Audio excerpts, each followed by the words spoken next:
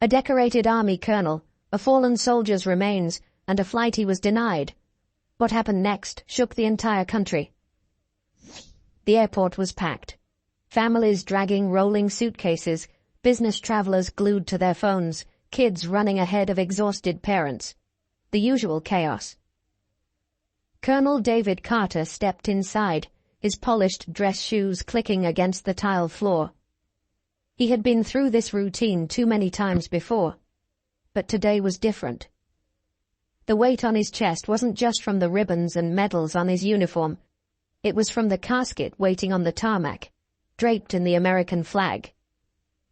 Private First Class Jason Reynolds, 21 years old. Gone too soon. Colonel Carter adjusted his hat and took a deep breath.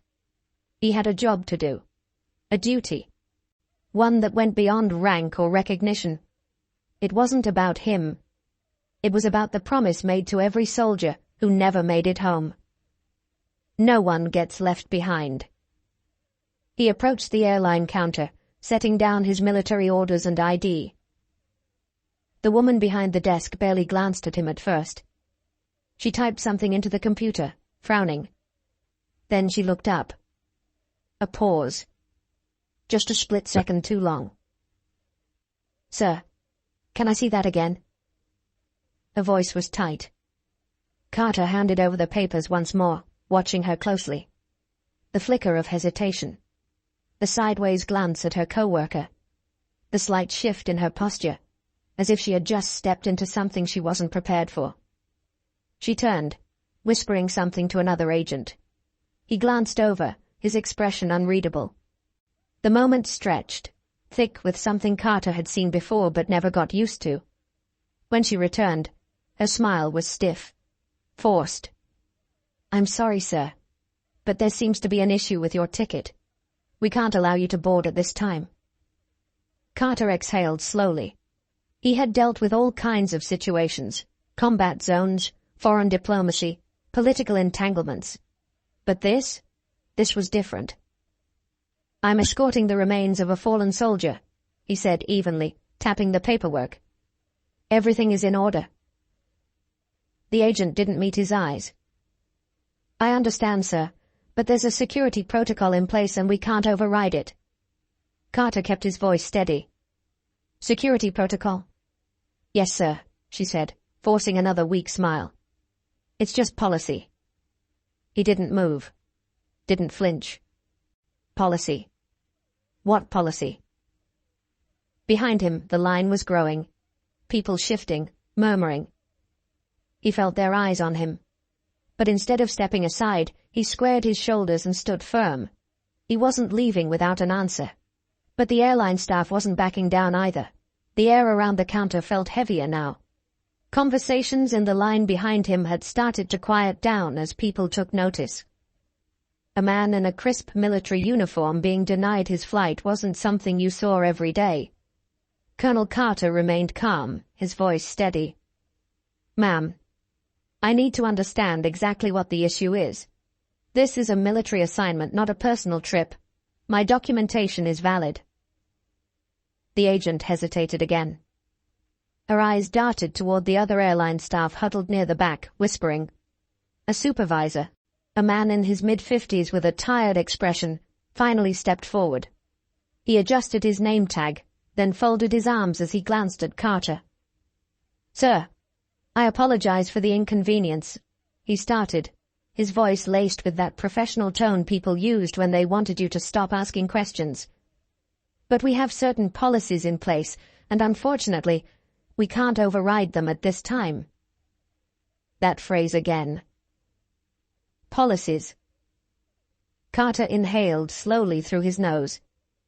He had seen this before, just in a different setting. "I've flown with military escorts before," he said, keeping his frustration buried under years of discipline. "I know the procedure, and I know there's no policy stopping me from boarding. So let's be honest. What's the real reason I'm being denied?" The supervisor cleared his throat and shifted on his feet. "It's just an extra security measure. Nothing personal, sir." Nothing personal. That was rich. Carter tightened his jaw but didn't let the anger take over. He had been in too many rooms where people hid behind vague explanations like this. They were testing his patience, waiting for him to lose his temper, to give them a reason to call security. He wasn't going to give them that satisfaction. The people in line were watching now. A woman in a red blazer whispered something to her husband. A young man holding his boarding pass frowned, glancing at the airline employees like he was trying to make sense of what was happening. Then a voice cut through the tension. "Sir, do you have an issue with his military clearance?" Carter turned his head slightly. A man a few spots behind him in line had spoken up. He was older, maybe mid-60s, with a weathered face and a USMC hat pulled low over his brow. A Marine. A veteran. The supervisor looked uncomfortable. "No, sir, this isn't about clearance. We just have to follow standard protocol." The Marine let out a sharp breath. "Yeah? I've been through security 1,000 times. And I've never seen protocol stop a soldier from escorting one of our own home." He folded his arms. "So what is it?" More murmurs spread through the line. People started pulling out their phones, recording. The shift in the air was palpable. The staff behind the counter could feel it too. The agent who had originally denied Carter stole a glance at her supervisor, looking unsure now.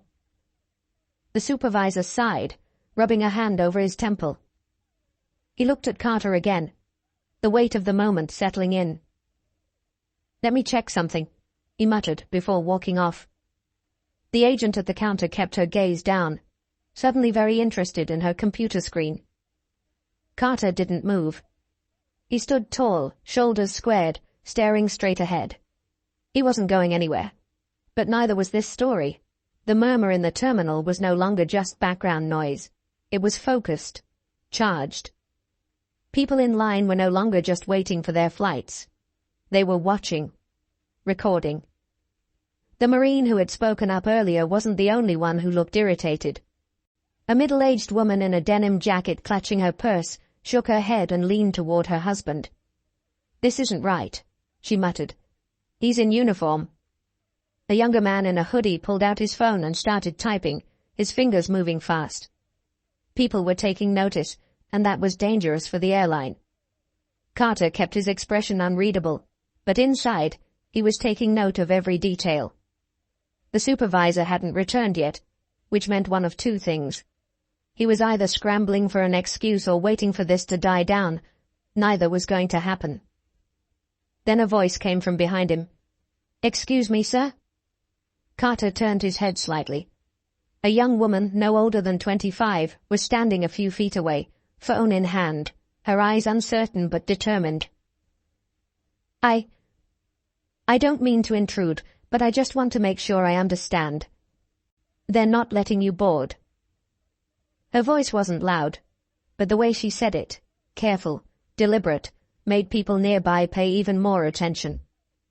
Carter exhaled, glancing at the agent behind the counter. "That's correct." The young woman blinked, as if she expected to hear a different answer. She hesitated for just a second, then nodded once, and turned her phone screen toward him. "I'm live right now," she said. "People need to see this." And just like that, the floodgates opened. Another man held up his phone. "This is wrong," he said, shaking his head. "This man is literally escorting a fallen soldier." A woman further back raised her voice. "Hey, excuse me?" She waved her hand toward the counter. "Can someone explain why he's being denied?" A few people shifted uncomfortably, clearly unsure whether they should get involved. But the energy in the room had changed. What started as quiet murmurs had grown into something bigger, something the airline staff could no longer ignore. The agent behind the counter looked like she wanted to shrink into the floor. Her hands were frozen over the keyboard, eyes flickering to the camera lenses pointed in her direction. Then, the Marine from earlier took a step forward. He was done playing nice. "I've seen a lot of things in my time," he said, voice steady but firm. "But I never thought I'd see the day when an American soldier, especially one escorting the remains of a brother in arms, was treated like this." The terminal had gone eerily quiet. Even the usual airport announcements over the speakers seemed distant, muted. The only sound was the recording beeps from phones capturing every second of what was unfolding. The Marine squared his shoulders. This is a disgrace. The agent swallowed hard. Her fingers trembled as she clicked at her keyboard again. The supervisor, still nowhere to be seen. Passengers whispered. A baby fussed in its stroller. But the mother, instead of soothing the child, was staring at her phone, reading something with a look of disgust on her face. Then, somewhere in the back of the line, a man muttered, "It's already trending." Carter didn't move. He didn't need to. The world was watching now. The tension in the terminal was thick. The supervisor was still gone, the airline staff stuck in awkward silence. Phones were out, recording, tweeting, streaming. And then, like a spark hitting dry grass, it spread. The young man in the hoodie, still glued to his phone, let out a low whistle. Damn. This is everywhere now. Carter didn't react. He knew better than to celebrate too soon. But from the way the agent behind the counter stiffened, he could tell she knew it too. The woman in the denim jacket checked her phone and gasped. "Oh my God," she whispered to her husband. "It's already on Facebook." The older Marine grunted, pulling out his own phone. They don't even know what kind of storm they just started. Then, as if on cue, the airport's loudspeaker crackled to life. Attention passengers. Due to unforeseen circumstances, Flight 237 to Phoenix will be delayed. We apologize for any inconvenience. A few groans rippled through the crowd, but most people weren't even paying attention. Their focus was here, on the uniformed soldier being refused a flight while carrying out his duty. A minute later, a young woman near the windows gasped. "He's on Twitter." She turned her screen toward the crowd, and people leaned in. A tweet, written in bold capital letters. They just denied a black U.S. Army colonel his flight while escorting a fallen soldier's remains. This is how we treat our heroes. Hashtag let him fly. Underneath it, the numbers were climbing. Retweets, comments, likes. It was catching fire. Then another tweet popped up. This one from a veterans advocacy group. "We are aware of the disgraceful incident happening at airport name. Our soldiers deserve better. Expect action." The crowd murmured, the realization sinking in. The airline had officially lost control of the narrative. The agent behind the counter, still frozen in place, let out a shaky breath. She turned and hurried toward the back, disappearing behind a frosted glass door. She wasn't coming back with an answer. She was coming back with damage control. Carter adjusted his hat. He had been in situations like this before. Not at an airport, not like this, but in places where powerful people suddenly realized they had made the wrong enemy. He wasn't smiling. He wasn't gloating.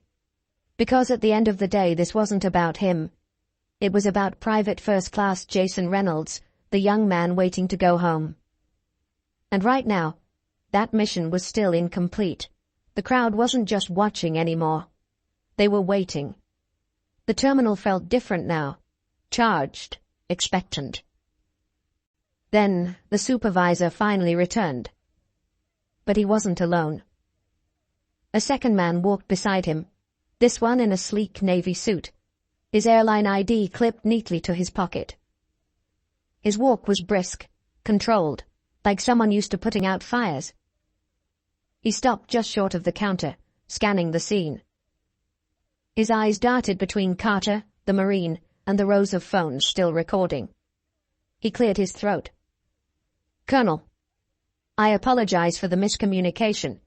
There seems to have been an error with our system, but we're working to get you on your flight as soon as possible." Miscommunication. Carter had been in the military long enough to know what that word really meant. It meant we got caught. It meant fix this before it costs us too much. He didn't respond right away. Instead, he let the moment hang, watching the airline representative shift slightly under the weight of the silence. "I see," Carter finally said, his voice measured. "An error, you said?" "Yes, sir. A regrettable mistake. We assure you it was not intentional." A few people in the crowd scoffed. The Marine shook his head. The airline rep adjusted his tie, clearly uncomfortable. "We'd like to personally escort you to the gate now, Colonel. First-class accommodations, of course." First class. As if that was the point. Carter looked past the man toward the counter where the agent still stood, looking anywhere but at him. The same agent who had smiled at him stiffly when she denied his flight. The same one who had never bothered to check before saying no. Carter exhaled slowly. "I appreciate the urgency," he said. "But I need to clarify something." The rep nodded quickly. "Of course." Carter's voice remained even. "If no one recorded this, if no one spoke up, would I still be standing here?" A beat of silence. The rep swallowed. "Sir, You don't need to answer," Carter interrupted. He already knew. Everyone in the terminal knew. Another moment of silence. Then a woman in the crowd murmured, "He's right." The rep tried to smooth over the tension. "Again, sir, we sincerely apologize." "We both know this isn't about an apology," Carter said. "It's about accountability." The crowd murmured in agreement. People weren't just angry anymore, they were disappointed. The rep knew he was losing control. He straightened his posture, adopting a more authoritative stance. "Colonel, let's get you on your flight now." But before Carter could respond, a new voice cut in. "Sir." A younger man in an airport security uniform had appeared at the side of the counter. He held out a phone toward the airline rep, his expression tight. "I think you should see this." The rep frowned, taking the phone. He scrolled. His face paled. The Marine crossed his arms. "What? Something wrong?" The rep didn't answer, but Carter already knew. The backlash had officially exploded beyond the airport. A major news outlet had picked up the story. The headline was blunt. U.S. Army Colonel denied flight while escorting fallen soldier. Airline scrambles for answers. Below it, a video clip played. Footage from the terminal. The rep handed the phone back, inhaled sharply, and turned to Carter. "We deeply regret this situation." His voice was thinner now, forced. "We'd like to issue a public statement clarifying—" Carter cut him off. "The public already knows the truth." Silence. The rep pressed his lips together. Carter looked at the crowd, at the phone still recording. He turned back to the rep. "I don't need first class. I don't need special treatment. I need respect. And so does the soldier I'm escorting." Another murmur ran through the crowd. The rep gave a stiff nod as if that was all he could do now. "Understood, sir." The Marine let out a small, approving grunt. Carter adjusted his hat. "Now, let's finish this mission." But the consequences for the airline were just beginning. The airline had lost control of the situation. The story was out, spreading faster than they could contain it. The terminal felt more like a press conference now. Phones still recording, passengers still watching. Then, something unexpected happened. A man in a dark blue suit, with the unmistakable posture of someone with real authority, walked into the scene. He wasn't from the airline. He wasn't airport security. He was military. The room shifted. People moved aside instinctively as the man approached. His ID badge flashed briefly as he stepped up to Carter and extended his hand. "Colonel," he said firmly. "I'm Major Thomas Beckett, Department of the Army. We've been informed of the situation." Carter shook his hand, his grip strong. He didn't need to ask how the Major got here so quickly. The military doesn't play when it comes to its own. Beckett turned to the airline rep, his voice crisp. "We are handling this now. Colonel Carter and the remains of Private First Class Reynolds will not be flying commercial. The rep blinked. Sir, we were just about to. You were just about to cover your tracks, Beckett interrupted. His tone was polite, but it carried weight. He glanced at Carter. Sir, the Pentagon has arranged for a private military flight. Your transport is waiting. A murmur rippled through the crowd. People exchanged glances. The U.S. military had stepped in. Carter exhaled. Not out of relief. He didn't need saving. But because this mission was finally back on course. He gave a small nod. Understood, Major. Beckett's gaze flicked toward the airline rep one last time. This will be addressed. It wasn't a threat. It was a promise. Carter turned back to the Marine, who had been watching the entire exchange with satisfaction. Appreciate you, brother, Carter said. The Marine tipped his head. We look out for our own. Carter gave the room one last glance. The people who had spoken up, who had refused to let this slide, who had made sure this story was heard. He adjusted his uniform, squared his shoulders, and walked out, not toward the gate, but toward something bigger. But for the airline, the fallout was just getting started.